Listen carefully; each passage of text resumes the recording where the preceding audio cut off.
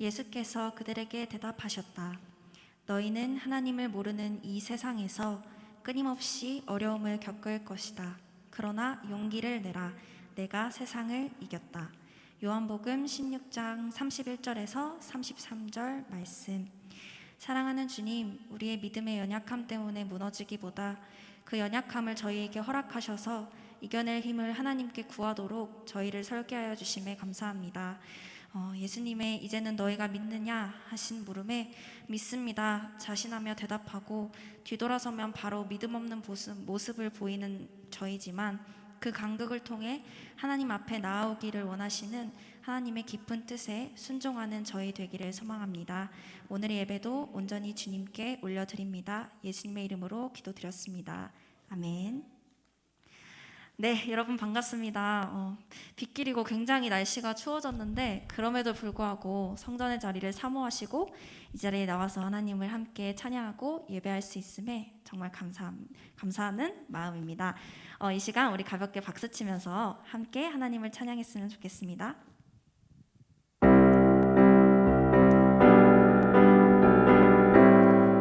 우리 한 사람 한 사람이 주님 뜻을 품은 한 영혼 되길 원합니다.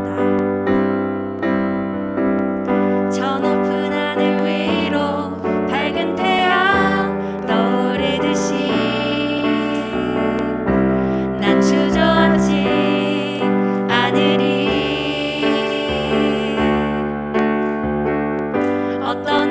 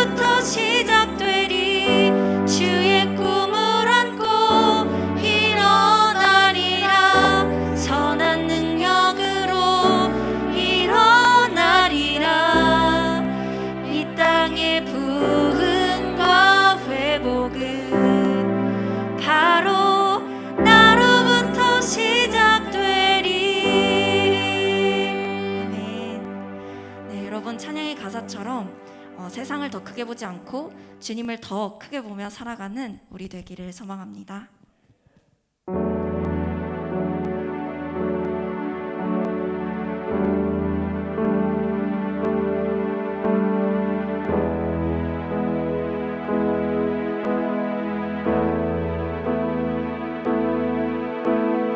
노래할 수 없는 곳이라 해도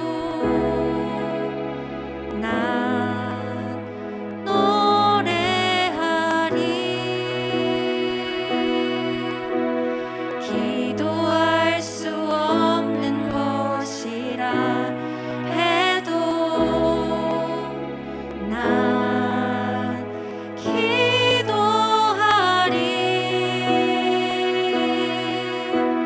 주님 사랑의 손길이 나를 만들어 내 모습 이대로 사용하여 주시네. 부드러진 마음을 만지시어 이끄시는 곳 어디라도 나는 노래하리. 변함없이 주님을 찬양합니다. 다시 한번 고백하겠습니다. 노래할 수 없는 곳이라 해도 난 노래하리. 기도할 수 없는 곳이라 해도 난 기도하리. 주님 사랑의 손길이 나를 만들어 내 모습 이대로 사용하여 주시네. 흐트러진 마음을 만지시어 이끄시는 곳 어디라도 나는 노래하리. 주님 그 사랑의 손길로, 주님 사랑의 손길이 나를 만들어 내 모습 이대로 사용하여 주시네. 흐트러진 마음을 만지시어 이끄시는 곳 어디라도 나는 노래하리. 아멘.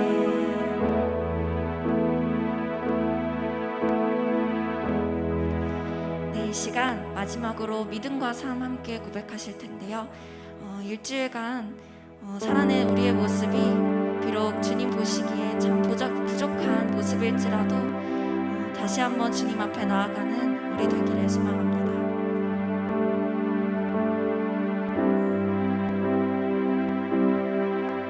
믿음과 삶을 살아내는 실력이 너무나 다른 내 모습을 볼 때에 이 모습도 주가 사랑하실까 자신 없는데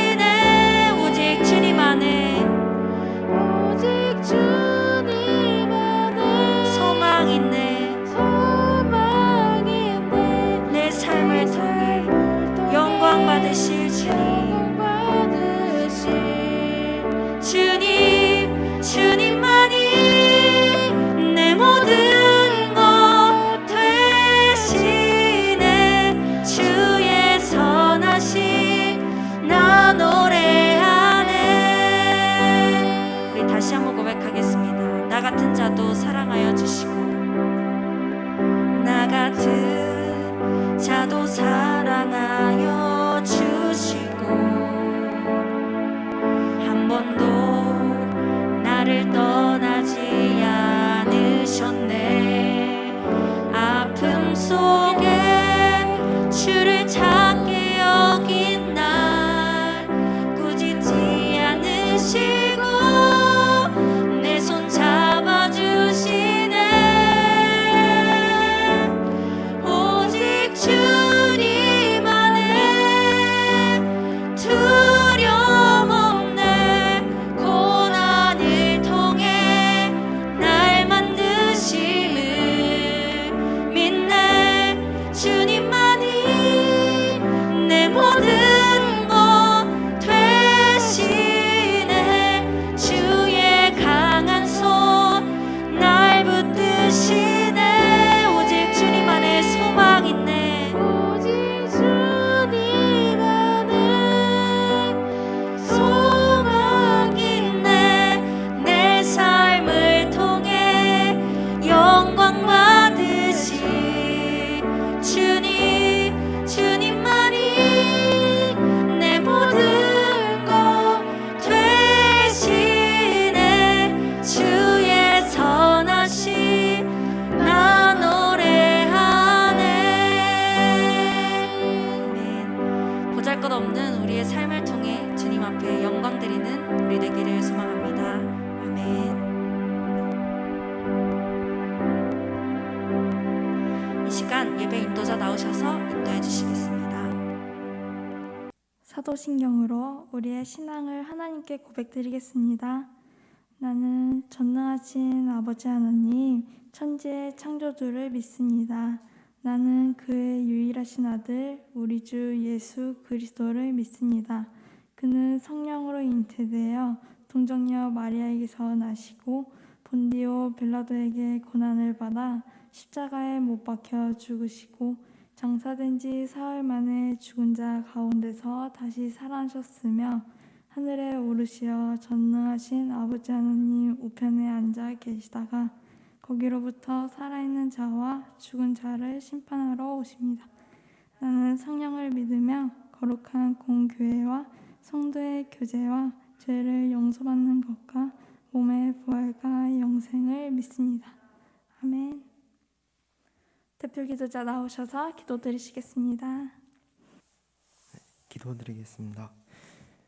하나님, 오늘도 이 자리에 모여 예배드릴 수 있게 해주셔서 감사드립니다. 코로나 바이러스로 인해 일상생활에서도 예배에서도 제약을 받는 부분이 있지만 한편으로는 일상과 예배의 소중함을 되돌아볼 수 있는 계기가 되었습니다. 어려운 환경 속에서도 소중한 발걸음을 한 저희들, 그리고 온라인을 통해 예배드리는 교우들과 우리들의 가족과 주변의 소중한 이웃들까지 하나님께서 함께하여 주시고 건강시켜주세요. 또 지난 한 주를 돌아봅니다. 부족한 점들이 많았지만 저희는 결코 완벽해질 수 없는 인간이기에 하나님을 바라보고 의지하며 더 나은 삶을 향해 나아가는 끊임없는 과정을 추구하게 해주세요. 끝으로 목사님 설교하실 때 목사님 통해서 하나님의 뜻 알게 해주시고 목사님의 가정도 평안하게 지켜주세요. 감사를 드리며 예수님의 이름으로 기도드립니다. 아멘.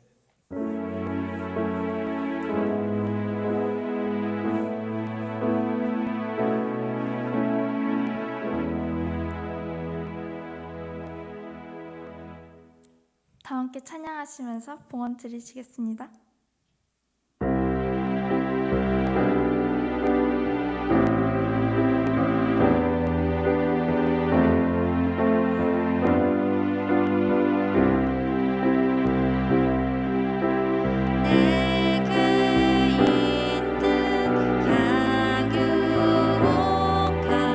주께 가져와 그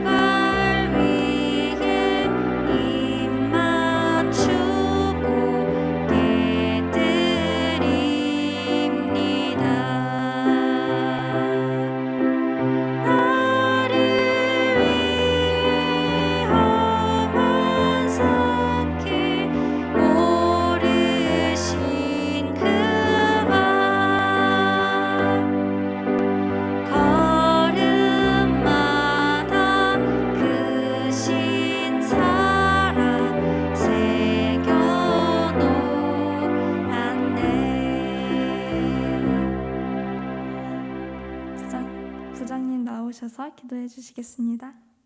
너희 몸은 너희가 하나님께로 받은 바 너희 가운데 계신 성령의 전인 줄 알지 못하느냐. 너희는 값으로 산 것이 되었으되 그런즉 너희 몸으로 하나님께 영광을 돌리라. 고마우신 하나님 아버지 감사합니다. 저희들 지난 한 주간도 하나님의 은혜 가운데 살아왔음을 고백합니다.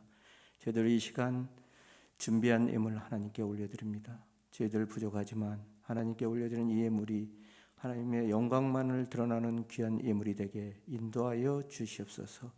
예수 그리스도 이름 받들어 감사하며 봉헌드리옵나이다. 아멘.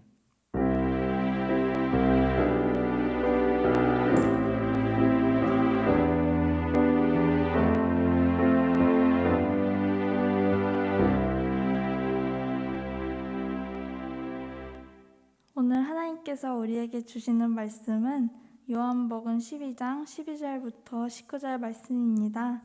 제가 가진 성경으로 신약 성경 167면에 있습니다.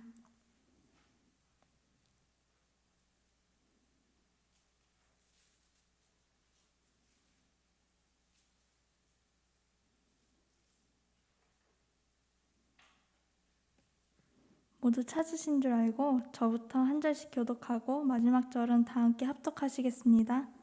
그 이튿날에는 명절에 온 큰 무리가 예수께서 예루살렘으로 오신다는 것을 듣고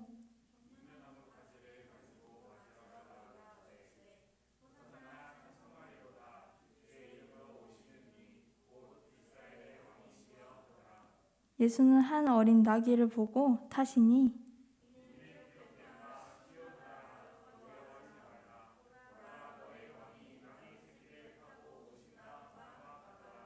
제자들은 처음에 이 일을 깨닫지 못하였다가 예수께서 영광을 얻으신 후에야 이것이 예수께 대하여 기록된 것인가 사람들이 예수께 이같이 한 것임이 생각났더라.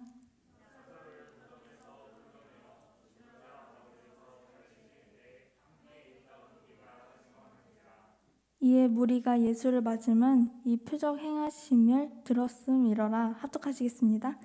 바리새인들이 서로 말하되 볼지어다 너희 하는 일이 쓸데없다. 보라 온 세상이 그를 따르는 도다 하니라.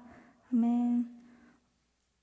오늘 공감하는 사람이라는 제목으로 예진현 목사님께서 말씀 전해주실 때 하나님의 음성에 귀 기울이시기를 소망합니다.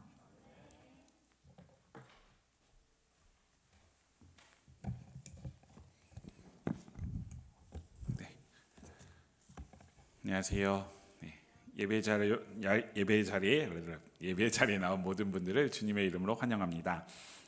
하나님께서 주신 은혜의 말씀이 오늘 그리고 지금 바로 이 순간 예배를 드리는 청년들에게 함께 하시길 기도드립니다. 우리의 삶에 담대함을 가지고 한 주간 살아보셨는지요? 하나님께서 주시는 담대한 마음을 가지고 우리의 시간 속에서 기쁨과 감사로 살아가는 주님의 자녀들 되길 간절히 기도드립니다. 오늘 공감하는 사람이라는 제목으로 오늘 말씀을 나누고자 합니다. 세상에서 많은 사람들이 이런 이야기를 합니다. 공감 능력 제로라는 말 많이 들어보셨죠? 저는 어떨 것 같아요? 저는 공감하는 사람인가요? 공감하지 못하는 사람인가요? 제가 이 설교를 준비하면서 나는 어떤 사람인가 라고 생각을 하면서 이런 정의를 좀 내려봤어요. 친구들에게 저는 공감하는 사람으로 좀 익숙한 사람이지 않을까 하고 본인 스스로 저 혼자 정의를 내려봤어요. 저는 공감을 열심히 하려고 노력은 하는데요. 그게 사실 그 사람의 마음에 확 닿을지 안 닿을지 그거는 잘 모르지만 그래도 최선을 다해서 하려고 노력하는 사람 중에 한 명이라고는 생각을 합니다. 그래서 제가 이 초록창에 사전적 의미를 한번 쳐봤어요. 공감이라는 단어는 무엇인가 했더니 대상을 알고 이해하거나 대상이 느끼는 상황 또는 기분을 비슷하게 경험하는 심적 현상을 말한다 라고 하면서 심리학적 용어라고 하더라고요. 그래서 어떤 미국에 있는 심리학자가 독일어를 이제 그 감정이입이라는 단어를 독일어에서 감정이입이라는 단어를 이제 번역하면서 이제 공감이라는 단어로 이제 영어적으로 했는데요. 한국에 들어오면서 공감이라는 단어로 더 우리에게 친숙하게 다가온 것 같습니다. 우리 삶에서 아마 이 단어를 많이 사용을 하고 있는데요. 실제적으로 이 공감이라는 단어를 정치인들도 많이 쓰고 있고요. 그리고 세상에 있는 사람들도 많이 쓰고 있는데, 최근에 제가 기사를 보면서 우리에게는 해당되지 않지만 이제 서울시장 보궐선거를 하고 있잖아요. 그래서 그 정치인들의 사람들과 공감하는 모습으로 어떤 모습을 보였냐면요. 한 분은 편의점 알바를 하시고 한 분은 그 지하철 방역을 하면서 공감 능력을 좀 키우겠다 하시면서 두 분을 하신 장면이 나타났습니다. 그래서 제가 생각하기에는 그 둘의 모습이 정말 우리의 삶과 공감할 수 있을까라는 생각이 들지만, 그럼에도 그분들은 이제 공감하는 측면에 있어서 그렇게 방역도 하시고 편의점 알바도 하시려고 하는 모습을 보았던 것 같습니다. 오늘은 특별히 고난 주간이 시작되어지는 순환주일이라고도 불리우고요. 우리 주보에 보면은 종려주일이라고도 합니다. 이 고난 주간, 순환주일이라고 불리는 것은 예수님의 고난을 기억하면서 주일의 시간, 예배의 드림을 말하는 거고요. 종려주일은 예수님께서 예루살렘에 들어가신 그날을 기억하면서 이제 고난의 때를 또 같이 드린다라는 의미에서 종려주일이라고 합니다. 그런데 오늘 본문이 나타난 곳은 예수님께서 예루살렘에 들어가시는 장면입니다. 그 장면에서 우리는 무엇을 봐야 되냐라는 것은 오늘 공감하는 사람이라는 주제를 가지고 좀 보았으면 좋겠는데요. 먼저 12절과 13절을 한번 보도록 하겠습니다. 그 이튿날에는 명절에 온 큰 무리가 예수께서 예루살렘으로 오신다는 것을 듣고 종려나무 가지를 가지고 맞으러 나가 외치되 호산나 찬송하리로다 주의 이름으로 오시는 이 곧 이스라엘의 왕이시여 하더라 라고 되어져 있습니다. 이 본문을 보면은 특별히 요한복음에는 좀 짧게 나와 있어요. 어떤 의미로 짧게 나와 있냐면은 예수님께서 예루살렘에 입성하는 장면에 대해서 짧게 나왔는데요. 이 본문을 읽으면 종려나무 가지를 가지고 누가 흔든다고요? 백성들을 흔드는 장면이 나타나고 있어요. 왜 흔들고 있을까요? 왜? 생각해 봤어요. 우리가 익히 들었던 오늘 우리 성경에 나타나 있는 요한복음을 비롯해서 많은 복음서에는 예수님께서 이적과 기적을 행하셨다라고 제가 계속적으로 이야기를 했었잖아요. 그 이적과 기적을 행하신 예수님께서 예루살렘에 오신다는 거예요. 이스라엘의 왕으로 오신다는 사실을 그들의 이제 예수님을 공감한다는 의미로 그냥 호산나 다윗의 자손이 하면서 종려나무 가지를 흔든 거예요. 왜냐하면 온 이스라엘이 난리가 난 거예요. 우리를 구원해 줄, 정치적으로 로마 시대의 그 폭정을 구출해 줄 사람으로 이스라엘의 왕으로서 그들은 온 마음과 힘을 다해서 종려나무 가지를 흔드는 장면이 오늘의 장면입니다.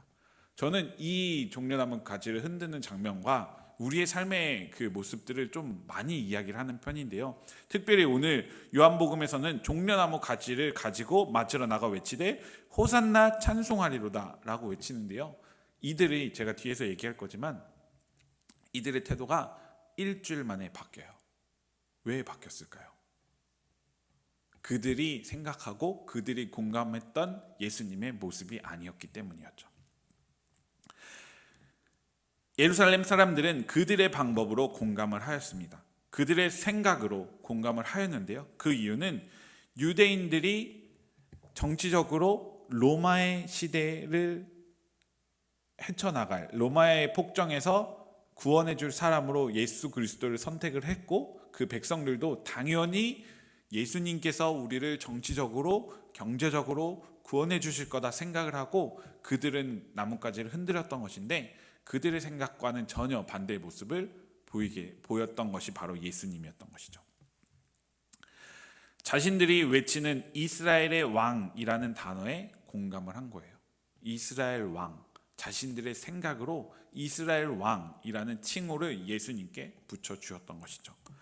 설교를 시작하면서 우리는 얼마나 공감 능력을 가지고 살았을까? 저는 어떻다고 했죠? 저 스스로 공감을 열심히 하는 사람이라고 생각을 한다고 했었죠. 우리 여기에 있는 분들은 얼마나 그 공감을 하고 살아가는지 혹시 생각을 해봤나요? 저는 특별히 외동아들이에요. 외동아들이다 보니까 외동아들의 특징, 자기 말만 한다, 이기적이다 라는 말을 절대로 듣기 싫어가지고 중학교, 고등학교 때부터 엄청 노력을 했어요. 그래서 이미지 메이킹을 하기 시작했죠. 이 친구는 누구의 말도 잘 들어준다, 이 친구는 이기적이지 않다라는 모습을 보여주기 위해서 공감 능력이 없다는 것을 이제 드러내고 싶지 않아서 엄청난 이미지 메이킹을 했어요. 그래서 이제 주변에 이제 절 잘아는 친구들은 그래도 가서 한 번쯤 얘기해 주면 이제 공감하는구나라고 생각을 하는데, 그 모습 속에서 저도 스스로를 발견하고 더 공감하는 것에 대해서 배워가고 있고요. 사실 이 공감한다는 것이 어떤 상황이나 여건에는 맞는데 그렇지 않을 때도 너무나 많이 있어요. 왜냐하면 사람이라는 것은 자기의 경험에 의존하기 때문에, 그래서 그 경험과 어떤 지식과 이런 나의 모든 것을 동원해서 그 어떤 상황과 판단을 내리기 때문에 그런 것이죠. 어제 놀면 뭐하니에서 유재석이 바로 그랬었어요. 저는 진짜 그 사람인 줄 알았는데 유재석도 그 사람인 줄 알았어요. 근데 열고 보니까 그 사람이 아니었어요. 진짜 그 사람 다시 표정을 보니까 막 울 것 같은 표정을 짓더라고요. 그러니까 사람이라는 거 그런 것 같아요. 저도 당연히 그 사람인 줄 알았는데 그렇게 공감을 했는데 그게 아니었던 상황이었죠. 그런데 우리는 스스로 그런 상황 속에 놓여져 있는데요. 어떨 때는 우리가 그 공감하는 것을 그냥 너무나 당연시, 그리고 너무 당연하게 여길 때가 많이 있어요. 특별히 저는 이 공감이라는 것이 우리가 너무 이제 우리 교회에서도 많이 되돌아봐야 한다라고 생각을 합니다. 어떤 상황에서, 지금 바로 이 코로나 상황에서도 특별하게 우리가 공감해 나가야 된다고 생각을 하는데요. 한국교회에 이러한 공감에 대한 요청이 많이 있었어요. 무엇이냐면, 코로나 상황인데 너희가 꼭 그렇게 가서 예배를 드려야 되냐? 너희가 정말로 방역 지침을 지키면서 드린다는 건 알고 있지만 근데 거기서 많이 감염이 있지 않냐? 라고 많은 사람들이 이야기를 하고 거기에 대해서 의문을 이제 제시를 하죠. 왜 꼭 교회에 모여야 되냐? 헌금 때문에 모이는 거냐? 라고 하면서 정말 많은 이야기들이 나왔어요. 그래서 실제로 많은 한국 교회들이 그 사회에 대해, 사회가 요청하는 공감에 대해서 한국 교회가 지키고자 노력을 했고, 실제로 온라인으로 전환을 하면서 그거에 대해서 공감을 하려고 했던 사람들도 있어요. 했던 교회들이 더 많아요. 그런데 일부 교회에서, 그러니까 실제로 우리가 살아가다 보면은 일부 교회에서 문제가 발생하고 그를 통해서 집단 감염이 되어진 걸 알고 있는데, 제가 전에 있던 교회에서도 한 분이 걸려서 2주 동안 그냥 문을 닫은 적도 있고요. 실제로 얼마 전에 일산에 있는 모 교회도 한 분이 예배를 왔다 갔다고 해서 2주 동안 문을 닫고 그 온라인 예배를 전환하게 되었던 것도 있어요. 그런데 우리는 젊은 사람의 눈으로 봤을 때는 사실 이 온라인으로 한다는 것 자체가 너무 쉬워요. 왜냐하면 유튜브를 통해서 우리가 예배를 드릴 수 있고 유튜브를 통해서 하나님의 말씀을 들을 수 있으니 집에서도 할 수 있습니다라고 하는데요. 어르신들을 생각했을 때 어르신 70대, 80대 그분들이 데이터 얼마나 갖고 있어요? 500메가도 안 갖고 있을 거예요. 어떤 분은 1기가 갖고 있을 거예요. 그분들이 온라인으로 예배를 드리다가 예배가 한 주 들으면 그냥 끝나는 거예요. 그렇게 데이터 절벽에 막힌 사람들은 그냥 매번 내가 했던 그 모습들 중에서 깜깜이 예배를 드리게 되었던 것이죠.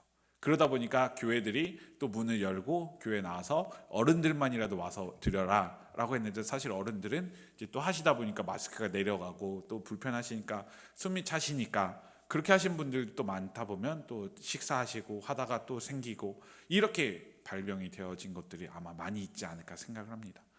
그런데 한 가지 사실은 너무 안타깝고 한국교회가 책임을 져야 하면 맞는데, 그 책임을 지고 있는 많은 사람들이 분명히 있음에도 일부에서 문제가 발생했던 그것들에 대해서 사회는 많은 이야기를 많이 하고 있다는 것을 꼭 기억하셨으면 좋겠습니다. 정말 교회가 노력하고 있었고 교회도 사회의 요청에 공감하려고 노력했었다는 것을 기억하면서 오늘 말씀을 좀 들었으면 좋겠는데요. 한국 교회는 교회만의 방법으로 세상의 요청에 공감하려고 노력을 했었어요. 그런데 오늘 예루살렘에 입성할 때 나뭇가지를 흔들며 그 외쳤던 예루살렘 백성들과 같이 어떤 부분에서는 공감을 제대로 하지 못했던 부분이 분명히 있었던 것 같습니다. 공감하지 못했던 교회들은 오직 예수, 오직 예배만을 외치면서 예배당으로 불렀는데요. 마스크도 필요 없다고 한 사람도 있었고요. 어떤 정말 정치적으로 연관되어진 어떤 한 목사님은 마스크가 없어도 되고 그 코로나는 밖에서는 절대 걸리지 않는다라고 하면서 밖에서 집회를 많이 하셨던 분도 있죠. 저는 동의가 안 되는 부분도 분명히 있지만 자신들의 방법으로 해결하고자 했던 분들이 분명히 있어요. 그런데 명확한 사실은 정말 수많은 한국교회, 수백만의 한국교회 사람들이 정말 최선을 다해 노력하고 같이 동참하고 있음을 또 기억하면서 오늘 말씀을 나누고자 하는데요. 진실로 그들은 어떤 문제에 있어서 공감을 하고자 했던 어떤 일부 교회들은 함이 아니라 자신들이 원하고 바라는 사실대로 보고자 했던 것이 아닐까 생각을 해보게 되었습니다. 그렇다고 한다면 예수님께서 이렇게 우리에게 공감이라는 것을 보여주기 위해서 오셨다고 한다면 무슨 이유 때문에 우리에게 오셨을까요? 사실 예수님 살아생전에는 예수님께서 이 땅에 오신 이유를 100% 공감하는 사람이 없었다라고 생각이 됩니다. 왜냐하면 봐봐요. 예수님께서 제자들을 불러요. 12제자를 데리고 그들과 함께 3년의 공생애를 해요. 그리고 예수님과 12제자들을 비롯해서 많은 사람들이 예수님의 이적과 기적을 따라 행해요. 그 사람들이 예수님과 함께 걸어다니고 있다가 예수님과 함께 동행하고 있다가 오늘 그 예루살렘 들어갈 때는 종려나무 가지를 흔들면서 다윗의 자손이여라고 외치면서 이스라엘 왕이라고 칭호를 붙여줬는데 그 많은 사람들 중에 단 4사람만이 예수님께서 십자가에 못 박히실 때 있었어요.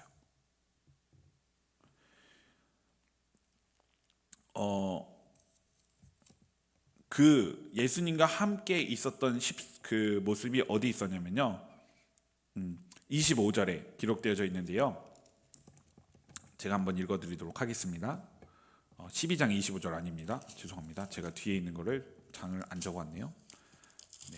25절, 29장 25절, 19장 25절인데 제가 한번 읽어보도록 하겠습니다.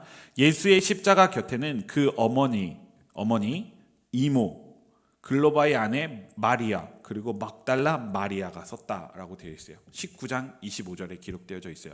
그 밑에 26절에 뭐라면은 그 요한복음을 누가 썼죠? 요한이 썼잖아요. 그 요한 스스로를 요한은 어떻게 표현을 하냐면 사랑하시는 제자라고 본인 스스로 표현했거든요. 이제 자기 이야기가 밑에 써져 있는데 어쨌든 자기가 이걸 봤으니까 저는 그냥 제외를 했어요. 그래서 요한을 제외하고 나머지 4명이 있었다는 거예요. 수많은 사람 중에 정말 수많은 예수님께서 그 제자들과 함께 무리를 지어 다니면서 예수님께서 이렇게 해야 된다고 예수님께서 이 땅에 오신 이유에 대해서 선포를 하는 그 장면 속에서 4명만이 십자가 못 박히시는 그 순간에 함께 했다는 것이죠. 얼마나 예수님께서는 가슴 아프셨을까요? 요한일서 4장 10절에 이렇게 되어져 있어요. 수요일날 제가 이야기했던 설교 중에 하나인데요. 사랑은 여기 있으니 우리가 하나님을 사랑한 것이 아니요 하나님이 우리를 사랑하사 우리 죄를 속하기 위하여 화목제물로 그 아들을 보내셨습니다 라고 되어져 있어요. 예수님께서 이 땅에 오신 이유는 하나님께서 우리를 사랑하셨기 때문에 그 아들을 우리에게 보내주셨다라고 되어져 있는 것이죠. 하나님께서 우리를 사랑하셨기 때문에 아들을 보내셨는데 예수님께서 그래서 이 땅에 오셔서 성육신하신 모습으로 우리에게 오셨는데 많은 사람들은 자신의 무언가를 이뤄줄 사람이라고 생각을 하면서 예수님을 따라다녔다는 것이죠. 결코 그들은 그들의 삶에 있어서 예수님을 따라다니면서 공감하지 않았어요. 나만의 방법으로 예수님이 하시는 말을 들었고요. 내가 생각하는 방법으로 예수님께서 전하시는 그 믿음을 따랐다는 것이죠. 우리들도 우리의 삶 속에서 어떻게 살아가고 있는지 한번 생각해 보았으면 좋겠습니다. 우리가 교회 다니고 있어요. 우리가 교회에서 예배를 드리고 있어요. 내가 교회에서 평생 예배를 드리면서 무엇을 얻기 위해서, 무엇을 하기 위해서 교회에 오셨는지 한번 생각해 보셨으면 좋겠습니다.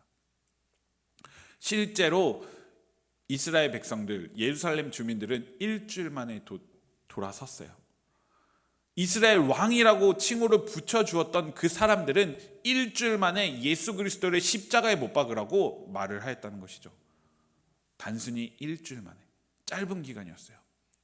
자신들의 마음에 맞지 않는다고 일주일 만에 예수님을 십자가에 못 박으라고 외쳤다는 것이죠. 우리는 우리의 삶에서 그렇게 살아가고 있는지 한번 생각해 보았으면 좋겠습니다.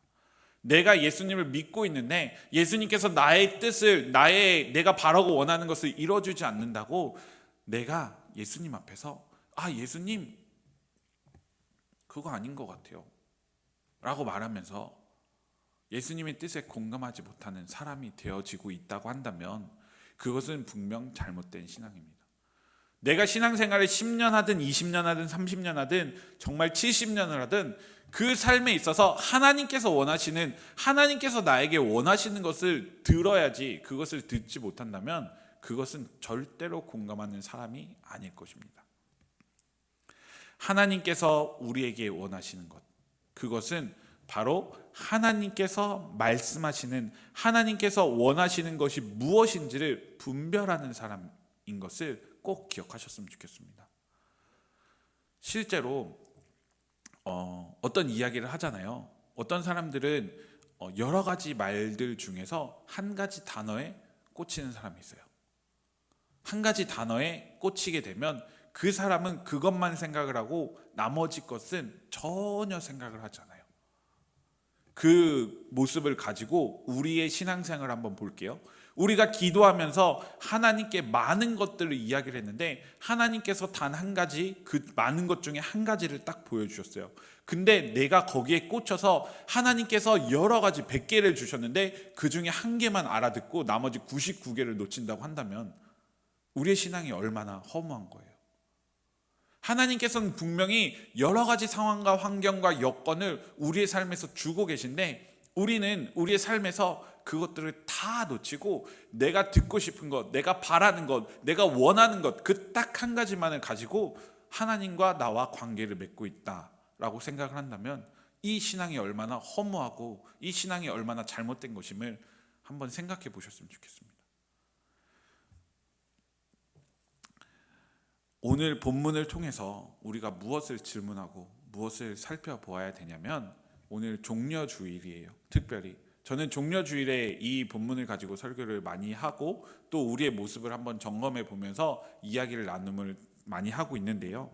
공감이라는 것, 이 공감이라는 것은 내가 원하는 것을 바라드는 게 아니라 그 타인이 원하는 것, 하나님께서 원하시는 것, 그것을 나의 것으로 만들면서 살아가는 것에 대해서 이야기하는 것임을 기억하셨으면 좋겠습니다.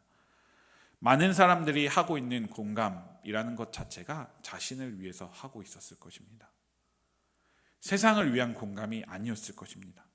내가 바라고 원하는 그 공감이 아니라고 생각할 때 그들은 공격적인 성향을 볼 때도 있습니다. 우리가 너무 잘 알고 있잖아요. 대화를 하다가도 어떤 토론을 한다고 했는데 실제로 자신의 뜻과 맞지 않으면 어떤 공격적인 성향을 띠는 사람들이 분명 있잖아요. 공감대가 형성되지 않았기 때문이에요. 예전에는 그랬었고 예전에는 이랬고 어떤 자신의 경험, 자신의 생각 거기에 한 가지만 그 집중적으로 바라볼 뿐 그들 사회가 원하는 어떤 무엇인가를 그들이 공감하지 못했을 경우 이런 일이 발생하게 된다는 것이죠. 우리가 하나님과의 관계를 맺어 나감에 있어서 마치 예루살렘에 들어오는 예수 그리스도를 보고 나의 뜻과 내가 원하는 방향으로 종려나무 가지를 흔들었던 사람이 되면 안 됩니다. 왜냐하면 그들은 일주일 만에 뒤돌아섰기 때문이죠. 우리가 신앙생활을 한다는 것은 하나님께서 나에게 하신 말씀, 하나님께서 나를 통해서 무엇인가를 원하고 바라고 뜻하시는지를 구하며 살아갔으면 좋겠습니다. 그래서 하나님의 뜻에 공감할 줄 아는 믿음의 사람들 되셨으면 좋겠습니다. 그래서 오늘 제목을 공감하는 사람이라고 정했습니다. 왜냐하면 나의 방식으로 하나님을 바라보고 하나님의 뜻을 구하는 것이 아니라 하나님의 뜻에 맞춰서 내가 살아갈 수 있는 사람이 되었으면 좋겠어서 공감하는 사람이라는 제목을 가지고 말씀을 나누었습니다.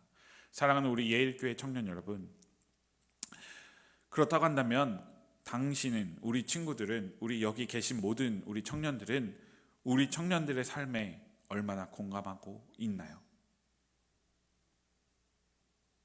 나의 아픔, 나의 슬픔, 내가 해결해야 될 문제는 그냥 뒤로 하고 그냥 좋은 것만, 내가 하고 싶은 것만, 책임을 피할 수 있는 건 그냥 뒤로 돌려놓고 그런 것들만 하고 살아가고 있진 않은지 생각해 보셨으면 좋겠습니다. 하나님께서 원하시는 것은 하나님과 함께 그 모든 문제, 나의 삶의 문제에 있어서, 그리고 내가 해결해야 될 방향에 있어서, 그리고 내가 앞으로 걸어가야 될 길에 있어서 모든 분야에서 하나님의 뜻을 구하고 하나님과 함께 걸어가기를 원하고 계십니다. 일주일 만에 뒤돌아섰던 예루살렘 백성이 아니라 평생의 삶 가운데 하나님과 함께 동행하면서 하나님의 뜻에, 하나님의 마음에 합당한 사람, 하나님의 마음에 공감할 줄 아는 사람, 그런 사람을 우리 예일교회 청년들에게 원하고 계십니다. 이따가 우리 회장님께서 광고하실 건데요, 오늘은 종려주일이고 다음 주는 부활주일입니다. 저희 청년들이 청년 예배를 드리다 보니까 성찬 예배를 참여하지 못했다라는 이야기를 듣고 다음 주는 특별히 성찬을 하게 될 것입니다. 우리 예배 때 말고요, 어른들 예배 때 성찬을 할 거예요. 그리고 그 다음에 성찬할 때는 직접 우리 청년 예배 때 성찬을 나눌 건데요, 다음 주에 예배를 드리면서 그 성찬에 참여하면서 하나님의 마음을 좀 공감하셨으면 좋겠습니다. 하나님께서 왜 우리 여기 계신 친구들을 사랑하셨고, 왜 나를 사랑하셨고, 내가 하나님의 마음을 왜 알고 살아가야 되는지 성찬을 하면서 좀 느꼈으면 좋겠습니다. 주님의 고난에 동참하는 그것을 기억하며 하나님께서 나의 삶에서 기쁨과 감사를 주셨음을 기억하면서 성찬에 참여하시면서 하나님 마음에 공감하는 주님의 자녀들 되시길 간절히 소망합니다. 하나님이 주시는 그 사랑, 그것이 있기에 더욱더 하나님의 마음을 들어야 되는 거고요, 더욱더 하나님의 손을 의지해야 함을 기억하시면서 또 다음 주 부활주일 성찬에 참여하시고, 그리고 그 다음 주에 또 저랑 이 자리에서 예배를 드리면 될 것 같습니다. 기도하겠습니다. 오늘도 우리의 삶을 공감해 주시는 자비로우신 하나님, 오늘도 우리는 우리의 삶이 너무나 버겁고 힘이 듦을 고백합니다. 우리가 살아가는 하루하루가 우리가 견디기 어렵고 힘든 현실이 있음을 고백합니다. 그럼에도 주님께서 우리에게 찾아주셔서 우리의 삶의 발자국을 함께 남겨주심에 감사드립니다.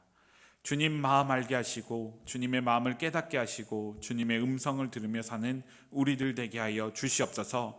주님과 진정으로 공감하는, 주님과 진정으로 소통하는 주님의 자녀들 되게 하여 주시옵소서. 이제는 우리의 삶을 처음부터 끝까지 이해하시고 함께 아파하시고 함께 오시는 우리 주 예수 그리스도의 은혜와 우리에게 함께 아파하시는 그리스도를 보내주심으로 자신의 사랑을 보여주신 하나님의 사랑과 우리의 시간 속에서 언제나 함께 소통하시는 성령의 교통하심이 주님의 마음을 듣고 주님의 마음을 깨닫고 이해하길 소망하는 모든 예일 청년 공동체 위에 이제부터 영원까지 항상 함께 하시기를 간절히 축원하옵나이다. 아멘.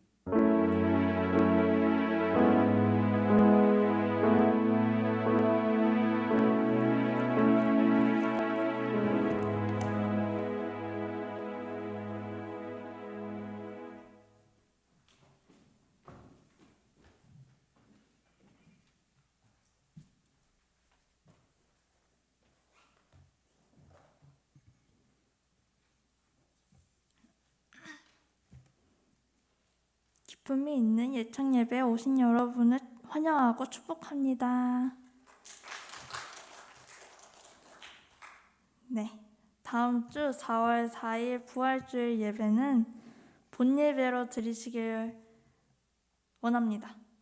청년부 예배는 따로 진행되지 않고요, 본 예배에 참석하셔서 성찬에 참여하시고 예배 후에 인증샷을 단톡방에 올려주세요. 우리가 함께 예배를 드리고 있다는 것을 느끼기 위해서 함께 인증샷으로 참여해 주시길 바랍니다. 본 예배 시간은 주보에 나와 있으니 주보를 꼭 참고해 주세요.